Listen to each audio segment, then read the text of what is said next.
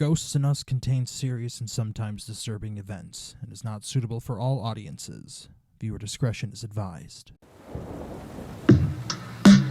And there is the very distinct shape really of a dark man. figure that was standing in the doorway. I'm living an episode of Kindred Spirits right now. And I just want them to tell me their stories. So he thinks the life was sacrificed for the spell. It had the crying boy painting. Something demonic that was mocking me. Are you kidding? It was completely involuntary, but I started crying. Hello, everybody, and welcome back to another episode of the Ghosts in Us podcast. Today, I have the honor, the privilege, the whatever you want to call it, to introduce our guests for today. We have the Hometown Ghost Stories crew on the podcast. We got Jesse, Dave, and Rob. Guys, it is an honor for me to have you on the show. I'm not going to lie. We're so sorry Dave's here. Hey, damn it. Thanks Rob, for having us. You didn't take him out like you said. Someday. We will someday. What's going on? Thanks for having us. I'll see you later, guys. Dave's like, oh, great. I get to drink early. All right. No, I've been listening to you guys for a really long time now. And I enjoy everything you guys do. The podcast is great. This is Taylor, my co-host. Sorry, I didn't introduce you. Hey, Taylor. Hey, Taylor. We just watched your Hinsdale video, and holy shit, guys, some of that stuff is insane. The investigation. I'm the investigation. Yes. Yeah. The investigation at Hinsdale was unlike anywhere we had ever been. We've gotten some stuff at other places, but Hinsdale sort of required us to do our own short documentary on it for the most part, investigation video, where we actually showed everything that we got there. That place, if you're a paranormal investigator, you need to go to the Hinsdale house, is what I will say. Yeah, we were there, and I'd say probably the first hour after we set up, or within the first hour that we set up all of our equipment and we're doing our live investigation, which we live streamed.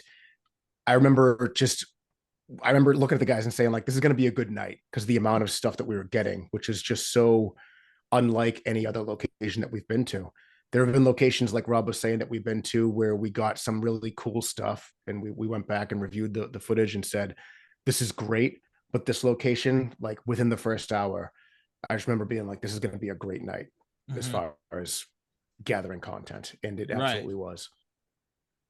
Yeah, it was tough to edit it down. I mean, there was scenes where, because we tried to get it down to under an hour. I think the final count was 42 minutes or 44 minutes or something like that. But yeah, we had to really cut back on some of the full investigation clips just to get it down to time. And I mean, the basement footage was terrifying and also entertaining, because you see Dave karate kicking around to make sure that he's not getting was motion sensor crying to go off. about that.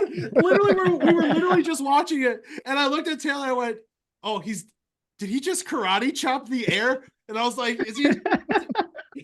So he's been singing Kung Fu Fighting, walking around this. We cut out a good 24 minutes of Dave Kung Fu fighting the ghosts in the basement. It was great. But if your listeners weren't aware, during a paranormal investigation, it is required by law to bring a black belt with you in order to debunk certain things. Dude, what have we been doing? Everything wrong. You gotta get someone with an MMA background in there, but to be fair, but I'll let you talk. So for a little context for your listeners who may not have seen our video, so we had a motion detector, and it's directional, right? So you point it in one direction, and it will pick up motion in the direction that it's pointing. And this is good for an investigation like I was doing, because it was a super small, confined area, and I was taking up part of the area. So in order to get an accurate idea of what was happening, it couldn't be picking up my motion. We didn't want that. So I continuously was making sure, because the thing kept going off, and I was making sure that it wasn't me that was setting it off. So every time the thing went off, right? Yeah. Yes. Yeah, it was a music box. So anytime it detected motion from the direction that it was pointing, it would play a creepy little song, which was terrifying, because I was the only person in the house. So anytime this thing went off, I wanted to make sure that it wasn't me setting it off. So I'd kick my foot or flail an arm or something, and it looked an awful lot like I was just doing karate in the Yeah. garage. But yeah, that was just me making sure, testing. No, you're good. You're great, man. Don't worry. I just thought it was really funny because you're just like, is that me?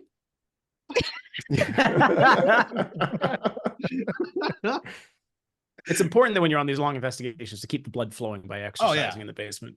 Yeah, serves multiple purposes. One, check to make sure that I'm not actually setting off the motion sensor. Number two, maybe if there is a demon or something, I could just karate chop it out of my face. Yeah, that's what exorcists do. Yeah, it's that's exactly what Zach Baggins is missing now is the black belt. Yeah, he's got all the black clothing, but he needs the black belt. Yeah, I'm a fourth degree Zach belt. But as we were talking about before we started recording, I mean, like the way that the investigation was set up for us was ideal, and it was basically showed up, signed the waivers, and then they basically tossed us the keys, and they were like, "Have at it, good luck, see you tomorrow," or whatever. And that's just so perfect because, and nothing against other places, and I understand why you would want to keep someone there for security or just to make sure that the house isn't getting damaged, especially in historical properties or museums or something like that. This was just ideal for us, the way that we wanted to film it, and just to be able to not worry about noise contamination. You think you get something on the recorder, but it's the chaperone opening up a bag of popcorn or something. So it's good to just the way they presented it. The house is so isolated from everything else. You could see like maybe one neighbor like up on a hill, like half a mile away. It was just such a perfect scenario to investigate for the evening and just not have to worry about any kind of noise contamination whatsoever. And we weren't really on a time constraint really at all. So we had plenty of time to just make sure that we thoroughly investigated every part of the house that we wanted to investigate. And that was very cool. Very happy with the way that was set up.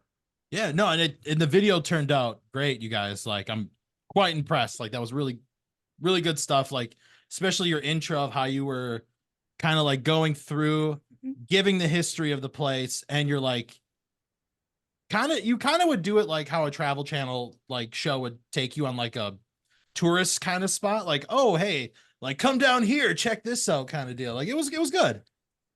Yeah. Well, I mean, that's kind of the context of the show, right? Like, I mean, for your listeners, we don't do investigations every week. We cover a different haunted town, but in context, like if we go to a place, we want to tell you about that place. When you know the history of a place, the connection to the investigation is a lot better, right? Because you understand what happened there. And, not knocking anybody else, but when you see videos and they don't tell you, I've watched videos where they go to a place that I want to know about, and all I see is the investigation. I'm like, okay, well, what is the context? Mm-hmm. So I think for us anyways, we like to lay out telling you somewhat about what the Dandy family went through there in the 1970s and some other people. So that's always important for us. And just to piggyback off Jesse's thing real quick, we go to a lot of places where they do make someone has to stay there.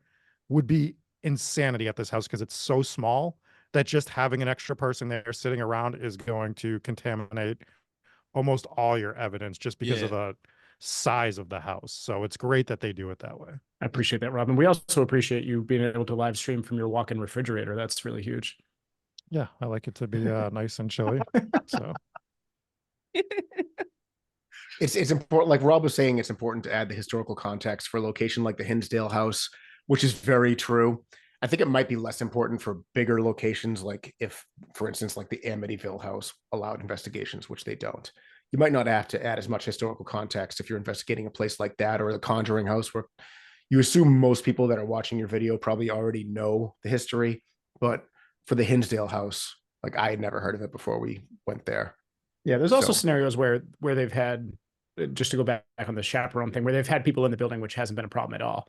One example was we investigated the S.K. Pierce mansion, and they had a host there, and there was a couple of ladies there, and they were both absolutely awesome. And however, we were in the basement, and this is during the live stream part of it where we were trying to stream it. They didn't realize we were in the basement. They shut off the lights on us, and we absolutely freaked out. It was like, we're all down there like in this creepy basement. All of a sudden, all the lights go out. We're like, whoa! And turned out to be nothing paranormal at all. But we had a lot of other paranormal activity happening at that moment, so it felt like it added to it. Right. And then when she told us, we're like, shit. Yeah, well, we got to make sure everyone knows that. We didn't find out for hours. We just thought we got like the craziest paranormal volley of activity of all time. We're like, this is amazing. And we went upstairs and we were telling the lady, we're like, oh yeah, this, and then the lights went out. And she goes, oh, sorry, that was me. We're like, oh. that really sucks, dude. A little bit of a bummer, but it is important to debunk the things that aren't absolutely. paranormal. And yeah, so we got to be honest with the viewers. Oh yeah, absolutely.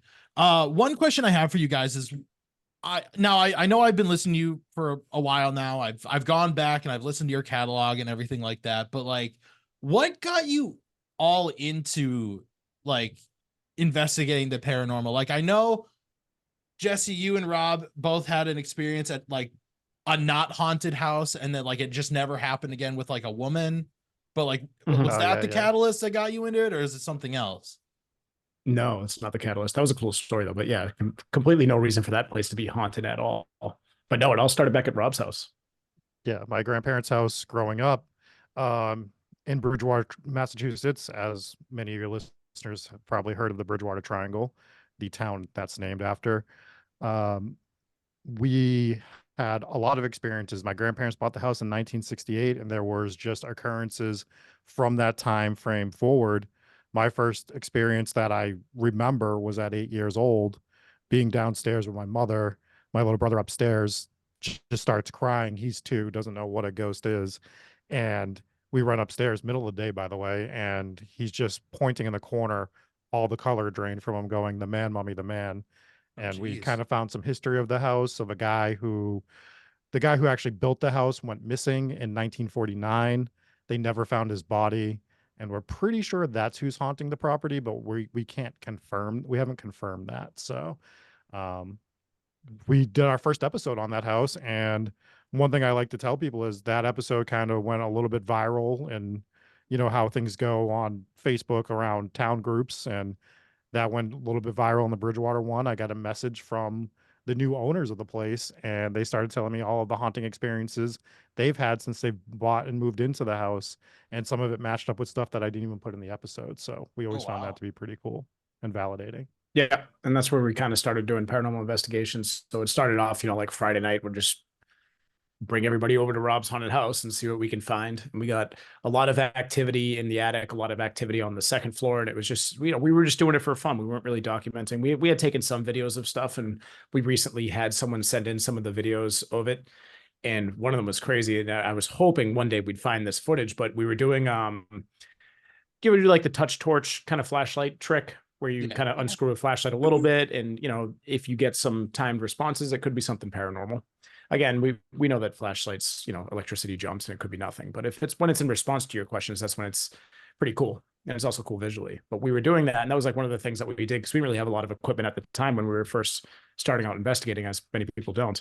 But we were doing the flashlight test, and it was giving us responses, and we're all kind of like getting excited about it, like, oh man, this is crazy. And then I don't even remember the question that we asked was, but give him something along the lines of like, is anybody up here with us, or can you tell us who you are? And the flashlight just boom, just exploded, and it's on camera, and we all freak out. And it was crazy. Like this thing, it's spring loaded. It was a little bit loose, but we've never seen that before. The thing, just the battery shot across the room and everything. Jeez. Gave us a good scare. Yeah. So that was a very cool one. Damn. But it went from that to we started doing a little bit more stuff in and around the Bridgewater Triangle with the Freetown State Forest. We went around and made it a point to hit literally like every spot that's on like the main list of places that are haunted in the Bridgewater Triangle, and got in contact with the guy that was he had shot like the Bridgewater Triangle documentary at the time. Did an interview with him, and then it kind of just piggybacked from there, and we just started going to more haunted places and filming more. And then eventually Rob just hit us up with the idea to do the podcast, laid out the format he wanted to do, which I was immediately pulled in by the format. I was like, that's a great idea, because we could do uninterrupted documentary style breakdown of every haunted case, like 15 to 20 minutes or whatever, or in Rob's case, maybe 8 to 9 minutes, because Rob likes to do short episodes. And then we'll go live and give the discussion, because one of the things that drives me crazy when I'm listening to podcasts is when you have, I don't know, 10 minutes of them blabbing about their week, and then you get a little bit of the story, and then they get sidetracked and start talking about something else. I'm like, dude, just give me this story. So we're like, all right, let's stick to that. Let's give them the full story, and then we'll make our jokes and talk about our day or whatever. So yeah, your format's great too. Appreciate that. Yeah. So, and it kind of worked. It seems to that seems to be like when we check out our reviews and stuff like that. That seems to be the thing that people mention a lot, is that like we love the format of the show. I'm like, all right, cool. So we'll stick with that. So what has been like your favorite in terms of your podcast? What's your favorite place you've covered so far? The three of you That we just covered or that we've gone to, or both? that you've covered for the show, like you guys did an episode on the Enfield poltergeist. You did countless things with Al Capone. Yeah, it's a running joke on the show. It's a running joke. Like, just keep showing up, right? Just keep showing up, man. Being from the Midwest myself, he just shows up all over the damn place. But like, man, got around. I actually want to ask you guys about that in a second after we answer this question. I would say for me, I'll take this first. My favorite episodes to do are smaller towns, right? Like none or places overseas. Like when that's not what he asked. He asked what your favorite location is. Okay, well, I think the smaller town thing works. Like if it's a generic answer, that's fine too. I'm not here to tell you what to answer. I'll give you two examples. My favorite location is towns. I like covering that ends with a town. I liked covering Westminster, Maryland. There were some crazy ghost stories there that we had never heard of before. And Jesse covered Paviglia and Italy, which I was unaware of. Christ, Rob. We covered the whole goddamn place. You can't even pronounce it. Paviglia. Come on. Paviglia. Sorry. Sorry, I didn't do the episode. It wasn't. I'm probably also pronouncing it wrong. There's probably a bunch of Italians listening to the show. They're like, Al Capone is coming for me right now. Yeah. Oh, no, Al Capone. See, boom, pissed off. Yeah. Mob hit coming in. They all collectively. I swear to God, if Al Capone comes to my apartment tonight, I'm driving all the way down. We're gonna have a tussle. You're just gonna film it. You gotta film it. That's a ghost interaction right there. Boom. All right, dickheads. What do you guys like? What was your favorite episodes we covered? Cities. Gross. No. Yeah, I like doing the poltergeist cases. So Enfield was one that I fully enjoyed. Also the San Pedro haunting I found to be very, very interesting. Anytime you have a story where there's a ton of credible witnesses and you have some of them that go on for months and years and they're continuing to document these cases, those are my favorite because they're the hardest to debunk, is when you have, dozens of witnesses and film crews that come in, police that come in and back up a story. That's when it's hard to really say that everybody's in on it and everybody's faking the story. So I like the ones with a lot of evidence. Yeah, Taylor, I don't know if you knew, because I mean we didn't really talk about it, but Jesse was actually up for the role of Janet in The Conjuring 2. His impression is impeccable. It was spot on. Warner Brothers was missing out for sure. It's funny because I'm writing an episode for Tuesday and it's another British poltergeist case. And I'm like, here we go. I can't wait. Well, what's funny is I was actually researching the Battersea poltergeist that was in England. I think it was London. But the woman who experienced it, she was doing an interview, and I'm listening to this interview. I'm like, this sounds exactly like Jesse's British person, to the point where like I played a little clip of her speaking on the podcast and everyone was like, holy shit, that's Jesse. It was like spot on. So his accent is dead on. That's right. Yeah. Job, a lot of people think I'm joking. No, I've been working on this for years. So no, I'm not going to do it. I'm not your show. I was going to say, I'm not going to do hanging. it. Yeah. No, I wouldn't ask you to do it. I just wanted to bring that up. I thought it was a fun deep cut. It absolutely is. But yeah, as Rob said, covering the small town stories are fun because for a lot of listeners, they've never heard these stories before. They'll hear the heavy hitters, the heavy hitters you're going to get on pretty much any podcast feed. But, we try to mix it up and maybe cover some angles that weren't covered. Maybe I'll explain how a nuclear reactor works in the Chernobyl episode or something. Please don't. Yeah. Maybe I'll go into a 26-minute breakdown of what happens inside of a nuclear core. But, I don't know. I was like, all right, no one's done that before. You sure did. Let's do a little science. Yeah, absolutely did. So my favorite location that I covered was like a little of both, right? So we like to cover the small towns and we like to cover the major hauntings that everyone knows about. So I covered one episode, I covered the ghost of La Llorona, which is most people know about it, right? It's a pretty mainstream ghost, but a lot of people don't know where the origin is. for instance, like, do you guys know where that ghost originated? I Like, if you could personally trace don't. it back to a city? Yeah, so I didn't either. And it kept popping up. I'm like, all right, let me trace this ghost back and figure out exactly where it came from. And I found that goes all the way back to Aztec Mexico City. Before Mexico City was Mexico City, it was Tenochtitlan. So like I was able to trace it back to the 16th century and find the origin story for it, which wasn't that hard to do. It's not like I'm like a crazy historian or anything. I just Googled it and found it out. I was like, I didn't know that. That's cool. But this history of it is so vast and really just interesting to look into. And it was really, once I finally put the episode together, it's constantly referenced as one of our scariest episodes. Yeah. I don't know. I don't think I even have a favorite one we've done so far. I mean, Honestly, I just heard about you guys. He just shared like your channel with me a day ago, I believe. He's like, "Oh, these are I the forgot to people say, we're like, gonna I told talk-" you about it. Yeah, he told me that we were gonna talk to you guys, and then he never like he shared it once, and then I forgot all about it because life. And then he shared it yesterday, and I'm like, oh yeah, I'm supposed to be like watching and enjoying. So I apologize. It's okay. Hey, Blaine, all good. Blaine, I need you to do me a favor. I need you to take your right hand and slowly push Taylor out of frame off of the podcast. It's all right. It's all right. Thanks to Rob, we are a forgettable bunch, so it does happen Yes. from time to Oh, time. jeez. I do see that you guys did communicate with the ghost of Al Capone's mob. So Oh, while we That can was- never yeah. get away from Al Capone, can you guys tell me about that? So I do tours over at a couple different places here in Wisconsin. I help volunteer at the Sheboygan Falls, the Sheboygan County Asylum. I do guided ghost hunts there. The Haunted Glen Beulah School, which we just uploaded the video today. I do tours there. There's a bunch of places that I help volunteer at. And there was these guests who had come in to do a private guided investigation. So myself and Taylor were part of that. And we brought them in and they were telling us all about like their haunted farm that they have over in Deerbrook, Wisconsin. So they invited us out to come and investigate. And I asked permission to make a video on it just to, have as documentation for them and us.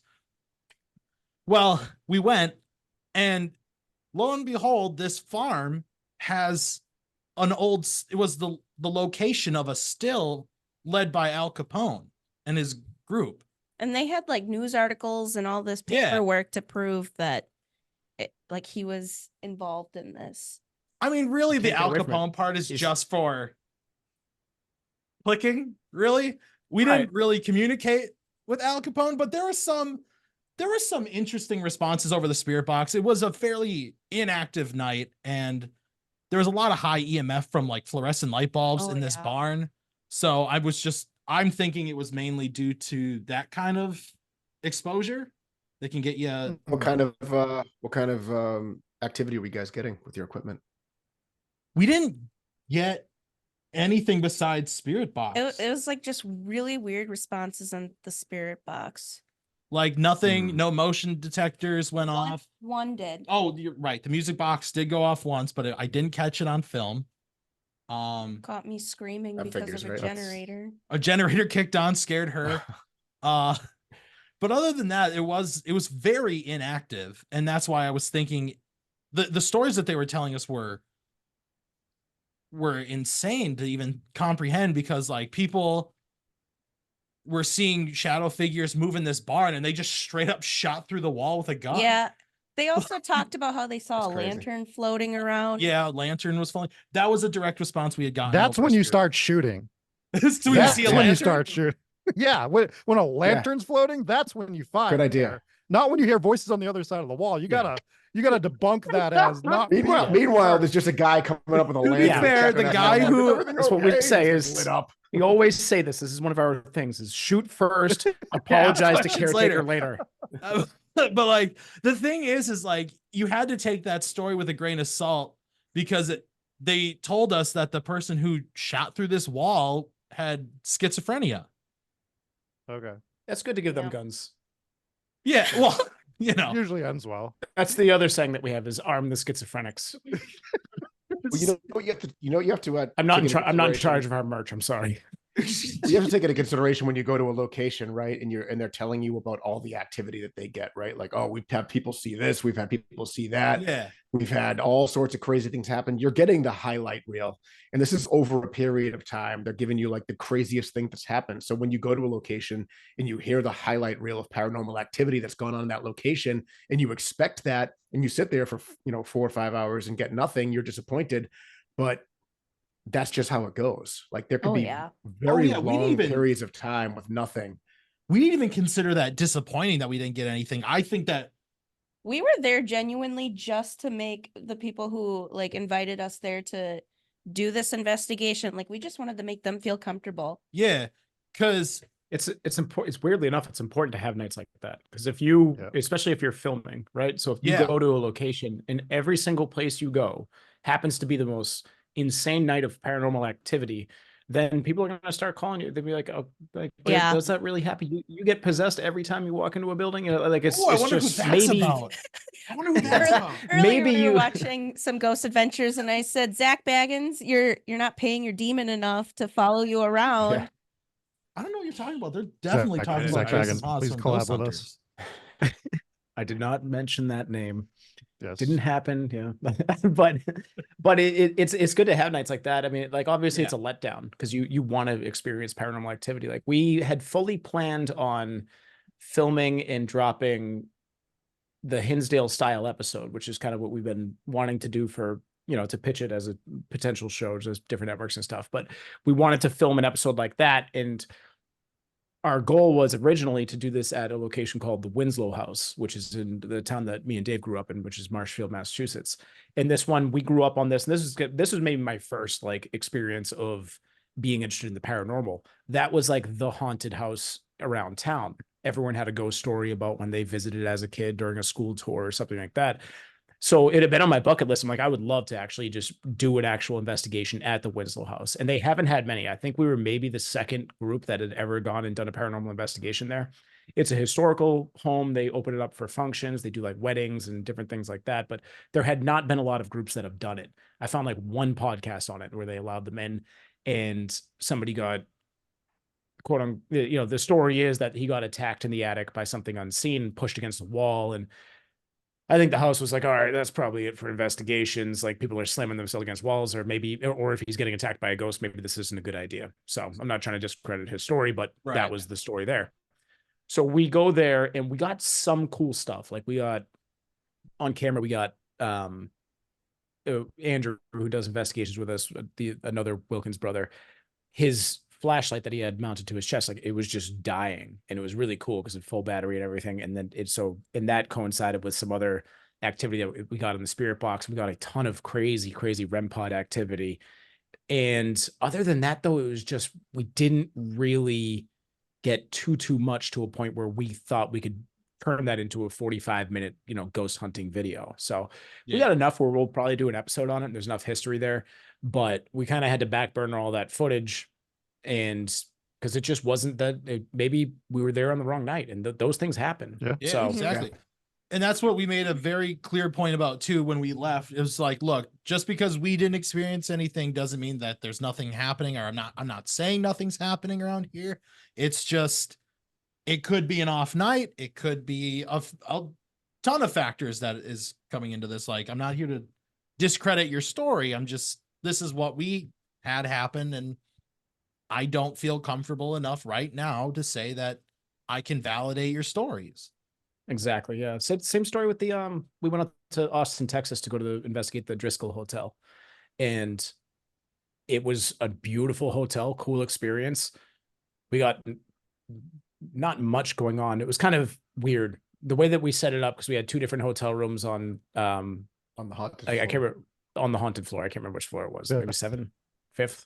Anyways, and we had the equipment going. We never really got anything on the spirit box. The only thing that we got was non-stop insane REM pod activity, which is cool because it is activity, But what are we going to do with that footage? It's just a bunch of beeping, and we're a podcast. So it was like, too nice. We didn't really get too much there, but that was another Well, scenario where the cool thing about the Driscoll, though, although we got nothing, as we were walking around downstairs, security came up to Dave, and Dave, just go ahead and tell the story since you were the one. Yeah. So I'm standing in the lobby, just taking some stock footage video. And the hotel manager comes up and taps me on the shoulder because I'm wearing a Hometown Ghost Stories shirt. And he's like, "You guys like ghost stories?" I was like, "Yeah, how did you know?" And he's like, "Don't tell anyone I showed you this, but check this out." And he shows me he had it on his phone. It was security footage from the night before in the hotel bar. And he's like, "This is around midnight. The place was closed down. No one was in there. And we're getting noise complaints from people saying that there was some sort of disturbance coming from the bar." So we sent security in, and security goes in. He's like, "Check this footage out." And I get a security footage camera, and I'm looking at like this little area out by the bar. There's like there's a little rope poles, where they have like the velvet ropes. And the security guard, he walks by the rope pole, doesn't touch it. He goes by it. And then like when he's 15 steps away, the rope pole just starts swaying back and forth, completely unprovoked. And you see the security guard in the video turn around to look because he heard something happen, but he was already well past it. So we were able to look at this and analyze it and determine like he was way too far away from this thing for it to have been a breeze, or if he had touched it, which he didn't, he walked right by it and didn't touch it. There was no reason that thing could have been moving like that. And to catch it on video was really chilling and really interesting. And that is like, interesting. please send us that. And he did. And that's in our Austin, Texas episode. That's awesome. It was really cool. Yeah. So it was cool to kind of look at it and debunk it. I mean, he didn't touch the actual rope, but when he went by, he did put his hand. It looked like he may have touched the top of the one of the posts, but it didn't start swinging until about 5 to 6 seconds later, 10 seconds later, whatever. But he was super far away, so I don't think that touch would have done anything. So if he had like rocked it or something like that, then maybe it could have. It still wouldn't have been that delayed. So it was a cool piece of footage, and we're glad we got that. And yeah, that's what cool. a fun place Austin, Texas is. It was a great time. Oh yeah. No, Rob, you said you had a question for us, or did that get answered? No. So my question for you guys is, because we are currently scouting for locations to go to next year. We try to like plan this stuff out in advance, as you guys probably know. Oh yeah. Booking locations is sometimes a nightmare, to be honest. In the ass. Yes. Yeah.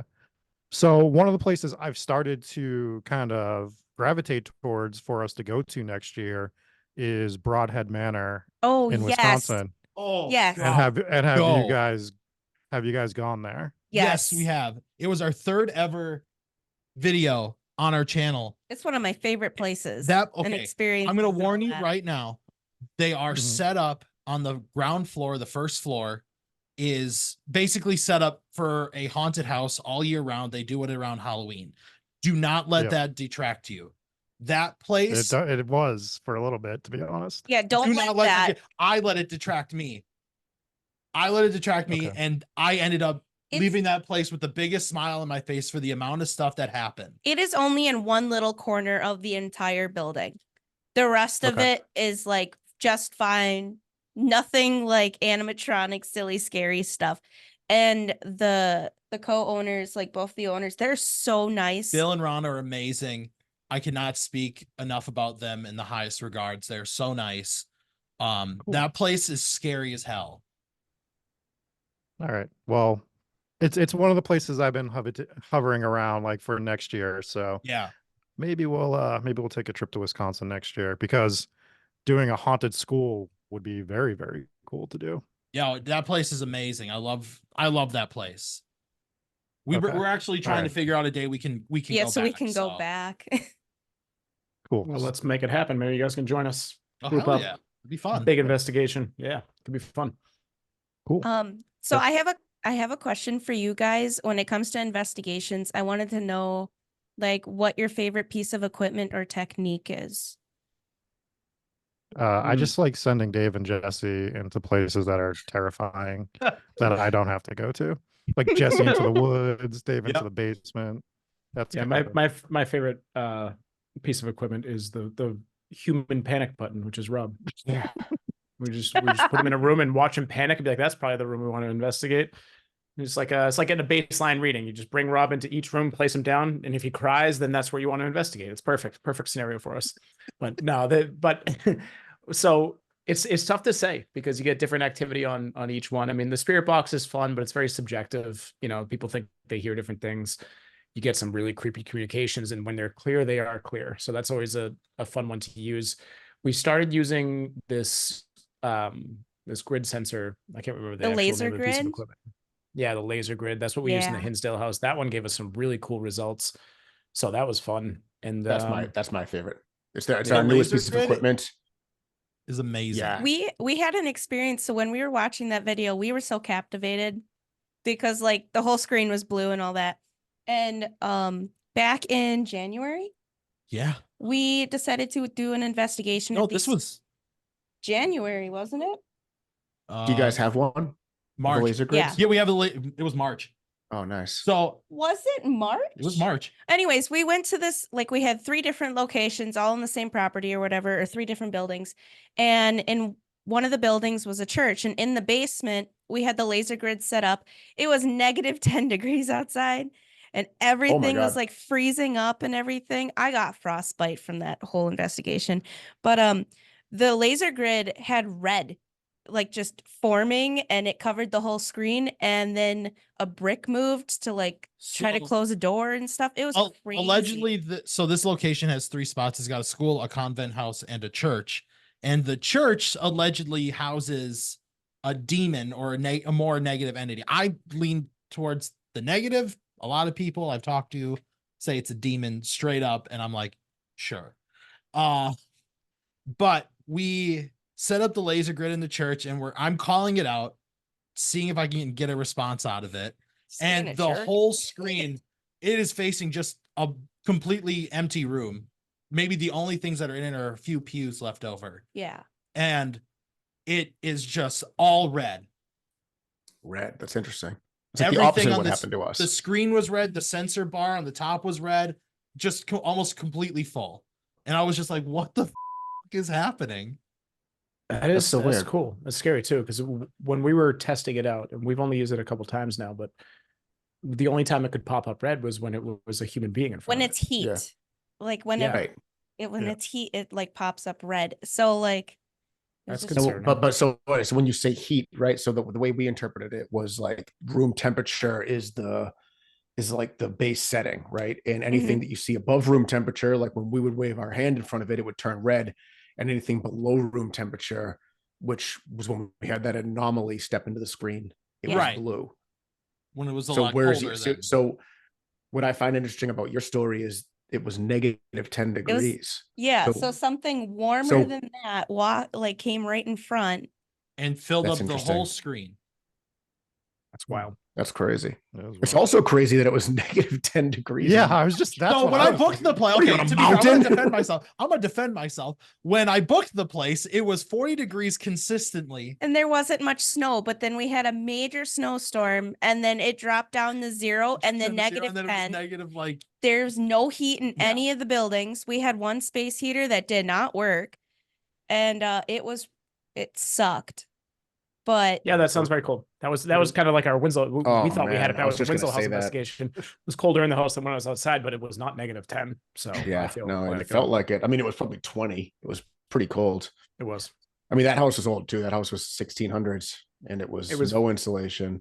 It was funny though, because on that one we set up like an easy up tent outside and put in the computers to live stream the cameras that we had outside, like a base camp or whatever. Like we had Mhm. that whole setup for that one, and we'd go out there to warm up outside. It was just so strange. It was just so cold, and I was like, all right, let's go warm up, walk outside, stand out in the cold. Like, it's kind of a strange backwards way to do it, but How yeah. none of us got hypothermia that night is insanity. Well, you Yeah. walked in with hypothermia, which is actually why I was yeah. already dying Yeah. during that investigation. Since then, he's done every single podcast from his walk-in refrigerator. So Yes, that's why he's here I've today. become Mr. Freeze from Batman. which one of you is the meteorologist? Because I mean, he should be on that then. I think that's Uh, Jesse. It's got to be It's Jesse. no, it's weather observer. A weather that's right. sorry, weather observer, Yeah, so- nuclear physicist, Jesse Wilkins Yeah, here. You he's know, he's a no thing. So, PhD, but he's got a Not yet. until we cover an episode where there's somebody has a PhD. Then I'll figure it out. Yeah. Or I'll just excruciatingly explain the process of getting a PhD for people who haven't explored that possibility yet. But for context, for your listeners who haven't listened to that one conversation that we had, I work at a radio station on Sundays, and one of my jobs there is to read the weather. So jokingly, I was like, I'm meteorologist Jesse Wilkins, because I was like, all right, what other qualifications do I do? I'm guy on the on the news reading the weather. So I'm like, I guess I'm a meteorologist now. And the guy from the newsroom comes in and he's like, hey, no, you do not want to do that. I'm like, what? He's like, don't call yourself a meteorologist. I'm like, why? Like, I'm reading the weather. He's like, because the meteorologist community will be very upset with you. I'm like, there's a meteorologist community that gets upset at people. There's like a whole like, all right. sub Facebook group page. They all meet up every Wednesday. They try to track down fraud meteorologists, but he's basically he's like you can only call yourself a weather observer. And then he thought about it. He's like, actually, that's really goofy. You probably should just say your name. I'm like, oh no, I am owning that, and I'm calling myself Weather Observer Jesse from now. And I've been doing it for years, ever since. Every Sunday morning, I'm just like, I am Weather Observer Jesse, here to observe the weather, and then I give my weather report. So he has a PhD in weather observation. It's very useful. Hell yeah. Usually just stand outside and look at the clouds. Oh yeah, there's weather. There it is. We're gonna have some weather today. Got some weather today, folks. There's weather. There is weather in towns.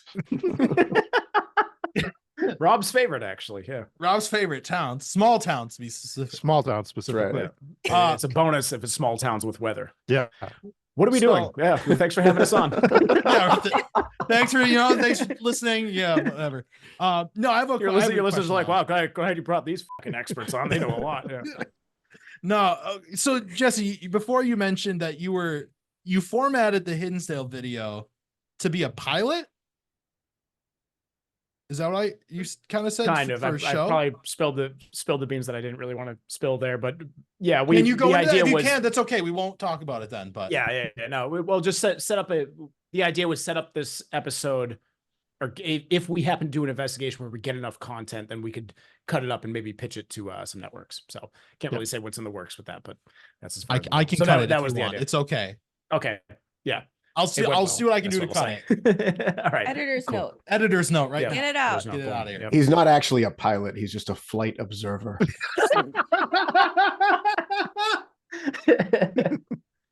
Well, touche.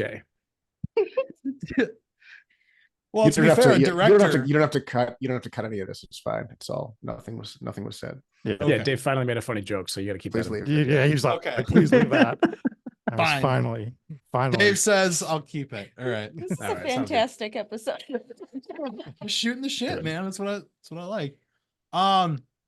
So out of all the places you've now investigated, though, oh my god, you are.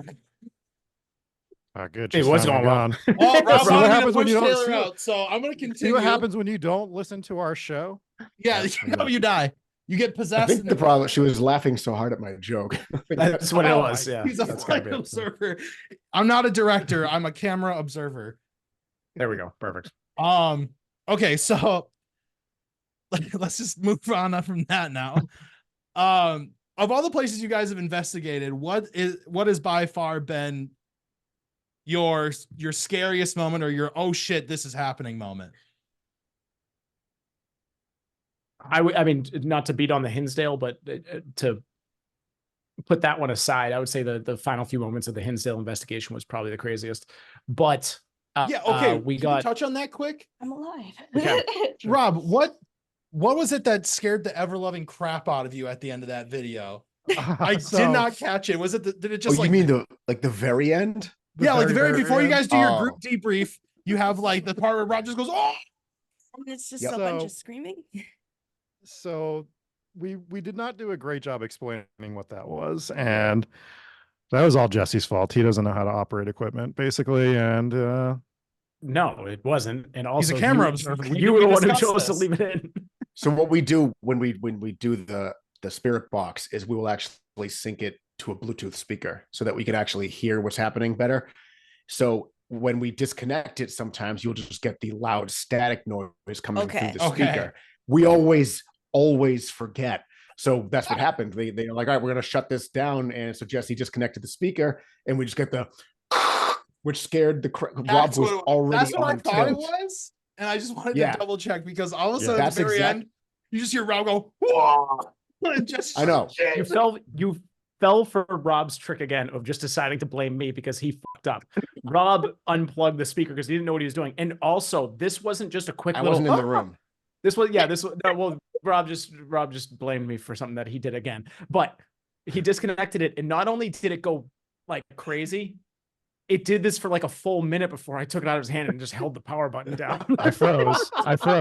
Yeah, I was frozen in place. he was. So I was it already scared. Yeah. And then I was frozen in place by that.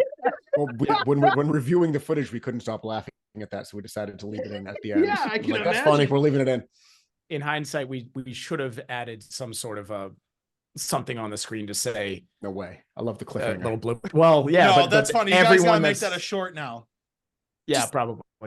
Put that on Yeah. And TikTok, everyone everyone on has the gotten shorts confused, yeah. page, whatever you gotta do. Actually, him the on bloopers blast. the bloopers that we got out of that investigation was actually pretty hilarious. But anyways, that one aside, scariest moment. I would say it was actually the Emily's Bridge investigation. So this was relatively brief. This was up in Vermont. This was also probably negative 10 degrees, absolutely freezing up there. And for a brief moment, while we were on that bridge, I thought I saw a human being climbing over the bridge. And my first reaction was, oh, this is like a caretaker or something that's going to kick us out. And then I'm thinking, like, do bridges have caretakers? But it was so quick that my reaction was to say to this guy, like, hey, what's going on? You know, you scared me. And then then it wasn't a person. There was nothing there. It was a shadow figure that had disappeared. At the same exact time, Rob saw something as well. And we actually it happened to be while my wife was taking a picture of the three of us. And in the picture, she snapped at the same time. Sorry, spoiler, we didn't get the shadow figure in the picture, but what she got was me and Rob's reaction. You see both of us looking off to the side, like, what the fuck is that? And then you have Dave, who's just posing for the picture. Just Dave. Didn't see anything, but so she captured the moment that we saw it, but we didn't capture the actual figure. But this was something I try to be relatively skeptic on things until I can't explain it. This was something I absolutely couldn't explain. This is one of two, maybe like actual shadow figures that I've seen in my life. Yeah. And this one got me to a point where I wasn't, my first reaction was, this is a human being climbing over this it's so ridiculous to bridge. think about. But climbing from under the bridge to tell us to get away or whatever. It's too late. You're not supposed to be here. For our That would be the listeners, most if you didn't ridiculous- know, Jesse's actually the main star of Dora the Explorer. And this is the grumpy old troll. I've not seen that show. I do know of the show. We're old, Blaine. I don't know if you know no. that. I have a daughter. I got the reference. Yeah. Okay, good. You could have led with that, Dave, before we Yeah, had Blaine I had have to drive. come over and unmute my mic. But to be fair, like you see a shadow crawling over the Oh, dude. but like you're not thinking like, well, it's coming from under the bridge, so that doesn't make sense. All you do is you see somebody walking up and you're like, oh shit, someone's coming. And then Yeah. like Mhm. retrospectively after the fact, you're like, wait a minute, that made no sense. Why would he have been coming out from under the bridge? Blah blah blah. But all you know at the time is like you see somebody coming up towards you. So All I can think about the rest of the night is like, how serious would that guy have taken his job if what he does is all night he clings to the bottom of the bridge and waits for trespassers and then He climbs can up take a over. CrossFit to Get out of here! He just paints his entire body to blend in with the bridge. He just appears off the side of it like, what are you guys doing here at 1 a.m.? he pops out like, no cameras. Get off Yeah, my like- bridge. Like security at Penhurst. But dude, we Oh, just yes, they're serious group. the investigation we just did, we have never been more scared of looking at a shadow figure in our lives. Yeah, we individually saw shadow figures. Like Yeah. you saw one, made me scream so loud, and then while we were taking like a 5-minute break, calming down from his fear and like making me scared, I saw one like just pop out, stare at us, and then go back. And I'm like, nope, I don't like this. But that was like my second experience with a shadow figure. Yeah, that was your second. My first one was actually at Broadhead. Oh, really? Yeah. So I mean, like that's scary to see a shadow figure, obviously, but it's also best case scenario if you're ghost hunting, right? That's Oh, that's yeah. what you want, 'Cause right? You're like, holy crap, I just saw that. And then you're like, especially if you're one of the investigators who likes to record things like we are, and you guys, you're just like, shit, did I get this on Oh, camera? He was Yeah, so yeah. pissed. I didn't. To be fair, I did not get it. The door. I got the threshold of the door. Damn. Yeah. That sucks. So- Yeah, we also didn't get it on camera. So Yep. welcome to We the were club. done investigating. We were literally just taking a picture in front of the bridge just for like a stock picture of us in front of Emily's Bridge. And that place, Emily's Bridge, is the one place that we went to. I'm like, this place is bullshit. We're not going to get anything here. This is all an urban legend. We're just here to be here. And one of the most terrifying experiences of our entire investigation lives. Yeah, probably That- top 3 for locations we've investigated. That's I would awesome. say so. I mean, it's not awesome that you're scared, but like, it's awesome that you guys got to No, it- experience that as an And investigator. It is part of the- awesome part that of we the were gig. scared. We want to get scared. It's boring when we don't get scared. So Yep. hopefully that continues to happen. Yeah. But yeah, but Penhurst is up there for, I think one of you guys just briefly mentioned it, but that's up there for You. staggering. No, it was me. Oh, I staggering. I thought it Yeah. was Jesse.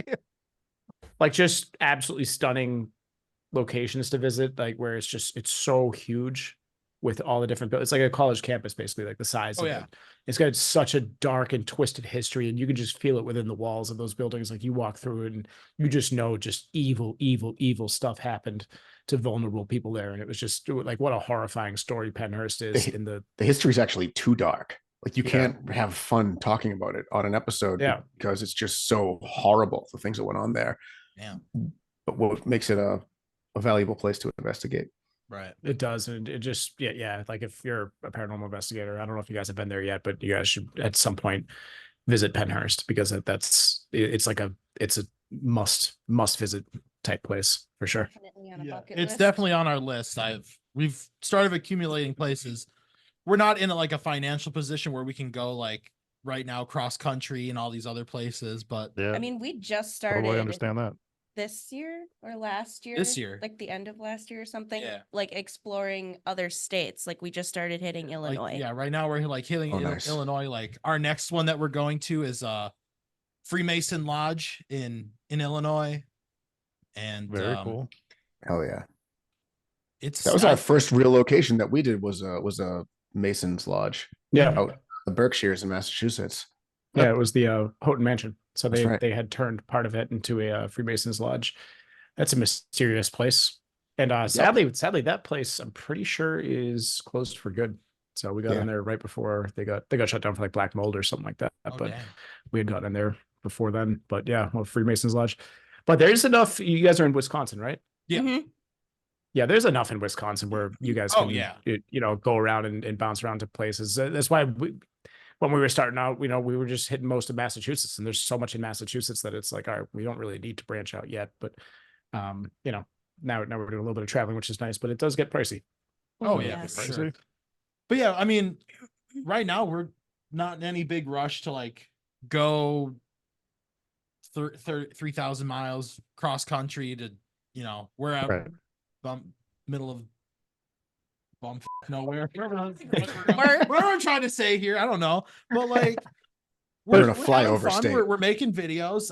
We're liking the stuff that we're putting out, and right now, to me, that's all that matters. Is I'm having fun, and Yeah. Yeah, we've Yeah, hit hit Wisconsin a few times. There's so much out there that you guys are good. Just start off with what you can reach and expand from there. Yeah. That's how you build yourself up too and start to get used to going to investigate. Well, you never get used to going to an investigation, but getting used to using your equipment and all of that stuff is very important. So that's yeah, anyone that is starting out doing paranormal investigations, you don't need all the stuff that we have. We've accumulated that over the years. It helps, but we've heard this before. The most important, thing to bring to an investigation is yourself. exactly. And Imagine forgetting that. Yeah. We got everything. We just We've, forgot. we've tried to forget Dave a few times. He just Yeah, we keep Bites trying to the forget bumper himself, and- but Anything else you'd like to ask these fine gentlemen? You guys are wonderful. That's all I can Oh, say. thank you. Thanks for having us. This is fun. No, Yeah, thank this you has been for fun. coming on. Yeah, no Hell problem yeah. at all. well, I enjoy your show and it's fun Well, to thank watch. And I'm gonna keep keep. I think it was you guys are relatively. I think I was one of your first subscribers. I think you hit me up right when you created the channel, and I was like, yeah, I'm in. Yeah. So I've been subscribed for a So long time. here's the thing. YouTube for a while there, I don't know if you guys saw any of like the posts about it, but YouTube randomly went and like deleted channels. Oh, Ours was one of them. Which is so silly. No. So I How- rebranded How like big an were you old, when you got deleted? what was that? I said, how big was your page when it got deleted? Oh, nah, we were about 200 some odd subscribers. Yeah, right? it was Oh. fairly That small. That still sucks, though. it still Yeah, it sucks sucks. because there was so many, like we had, it was the engagement that we had that we lost, and that's what we hated the most. Yeah, of course. But I took an old channel from like when I was in high school and I rebranded it to ours again, and here we are. So There you go. Beautiful. yeah. Oh man, that's brutal because Yeah. like we're not a huge channel by any means. So just even having to start from scratch after gaining a couple hundred, it's like, oh, great. Like, oh man, I know. yeah, what a pain in the ass. Yeah. I'd probably quit. I almost, Yeah. my heart sank when it happened. You at least were lucky enough to have another channel to use. I know some people like were posting that they were able to get their channel back through YouTube, and it was like some Mhm. fluke in their system.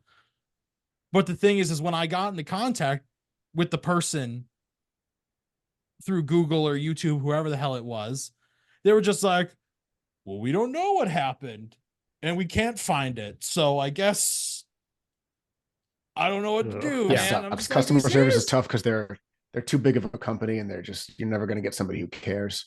I know. We love Yeah. you too. Please Yeah, make sure our please, shows yeah. on, Please on don't- everybody's please TV. don't- Please don't delete our channel, YouTube. We really Please think you're doing a just great job. keep pushing our shows like you have been this week. We're very excited about that. Yeah, we've praise to the enjoyed YouTube God that. now, I guess. Thank you so much, YouTube. The YouTube god is Zach Baggins, so thank you, Zach Baggins. Thank you, Zach. Yeah, now that he's for- taking over Max and Discovery and yeah. Say what you will, the guy's doing it right. He's doing it. He's Please. doing something right. So, but no, thank you He does guys. it. He does everything right. He's never done anything wrong. We love you, Zach. We love you, Zach Baggins. Come on our show, please.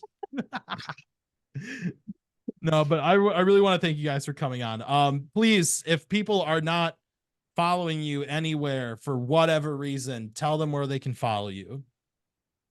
Just search Hometown Ghost Stories. Yeah. So we're on Spotify, Apple Podcasts, YouTube.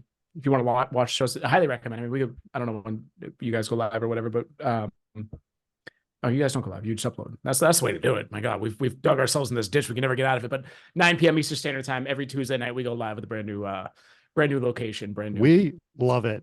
Don't let Jesse's fake enthusiasm fool you. No, I can We go tell. live.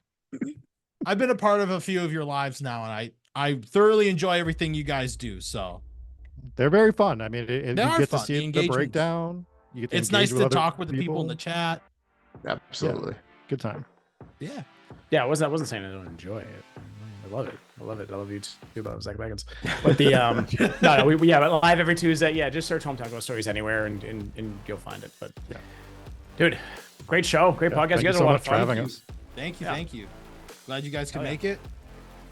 So if you want to subscribe to us, that'd be great too. All you have to do is hit like, comment, and subscribe. Give the Hometown Ghost Stories crew some love. You can check us out on Spotify and Apple Podcasts or here on YouTube. You can follow us on all of our socials at Ghostness. And